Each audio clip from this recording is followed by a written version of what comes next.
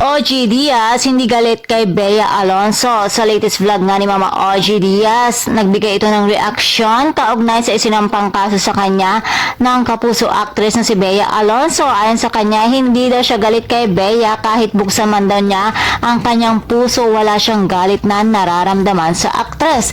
Dahil karapatan daw iyon ni Bea, karapatan ni Bea na magdemanda lalo na kung nasaktan ito. Subalit ayon kay Mama OG, ang mahalaga sa kanya ay kilala siya ng kanyang mga taga-subaybay at syempre parte na din ito kasi ng kanyang trabaho.